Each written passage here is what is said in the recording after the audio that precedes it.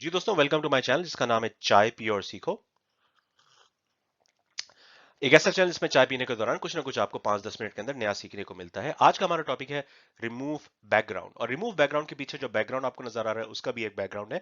आजकल हम corona virus की वजह से बहुत सारे लोग जो है वो वर्क फ्रॉम होम कर रहे हैं और उसमें हम टेली कॉन्फ्रेंसिंग के मुख्तलिफ सॉफ्टवेयर यूज करते हैं। कोई जूम यूज करता है, कोई टीम्स, कोई स्काइप, तो बहुत सारे इस तरह के ऑप्शन हैं।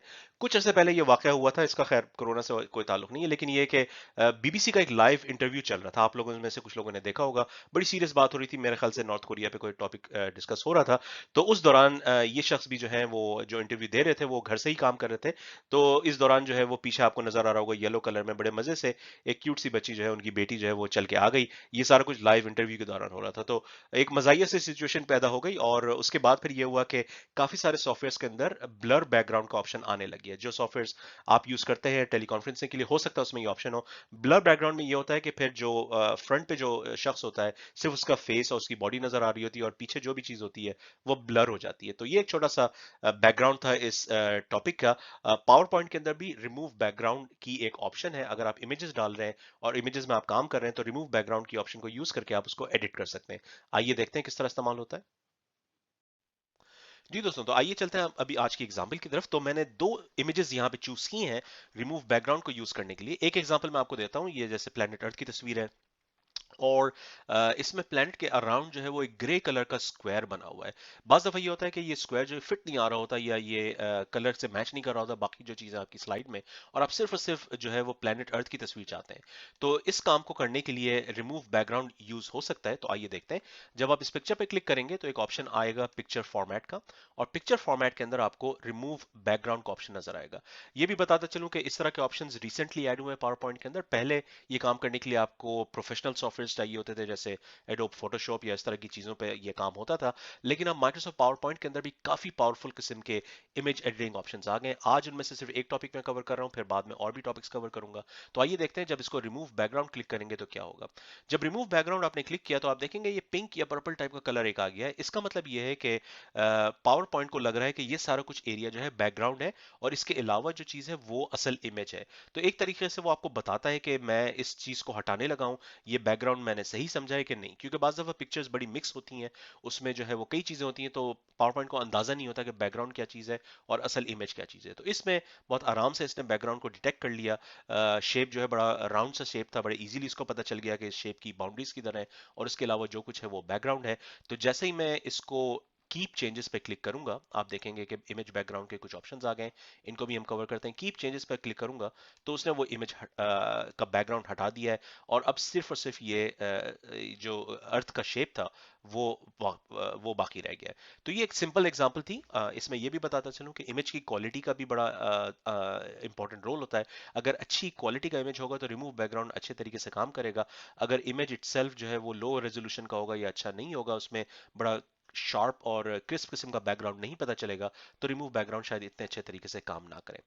आइए चलते हैं अगली एग्जांपल में। इस एग्जांपल में दो प्लैनेट्स एक साथ हैं। एक लेफ्ट साइड पे आपको प्लैनेट अर्थ की तस्वीर नजर आ रही है और राइट साइड पे आपको मार्स की तस्वीर नजर आ रही है।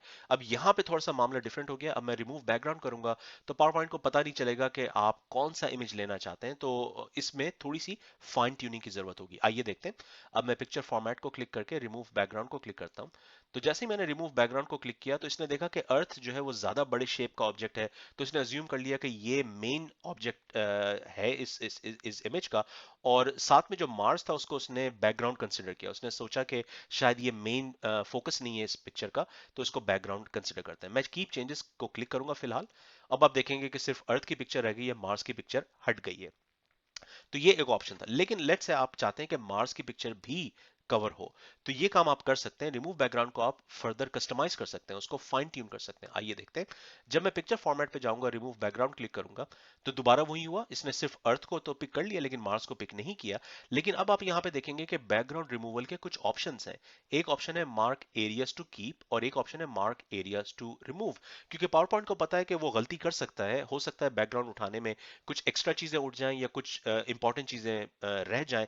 तो आपके पास ये चॉइस होती है कि आप उसमें प्लस माइनस कर सकते हैं। अगर आप किसी चीज को ऐड करना चाहते हैं तो आप प्लस वाला ऑप्शन यूज कर सकते हैं, और गलती से कोई चीज आ गई है उसको रिमूव करना चाहते हैं तो आप माइनस वाला ऑप्शन यूज कर सकते हैं।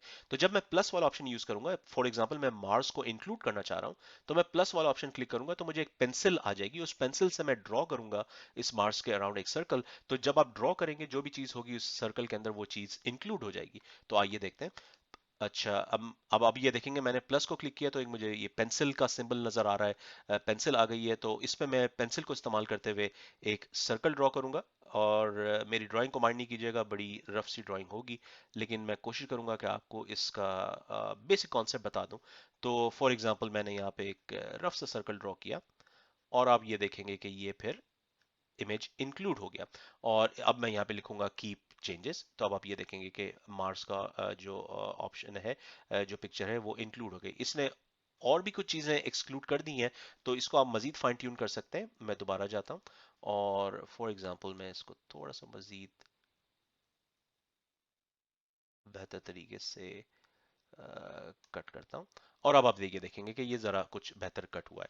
तो इसमें थोड़ी सी प्रैक्टिस चाहिए होती है, थोड़ा दो तीन दफा हो सकता है आपको ये ट्राई करना पड़े, लेकिन इवेंचुअली आपको वो चीज मिल जाएगी जो आप चाह रहे हैं। ये ऑप्शन अब पावर पॉइंट के अंदर अवेलेबल है। अगर आपके पास कोई इमेज आ गया है और उसमें बैकग्राउंड है जो आप चाहते हैं कि शामिल ना हो आपकी प्रेजेंटेशन में, तो आप ये काम रिमूव बैकग्राउंड के थ्रू कर सकते हैं।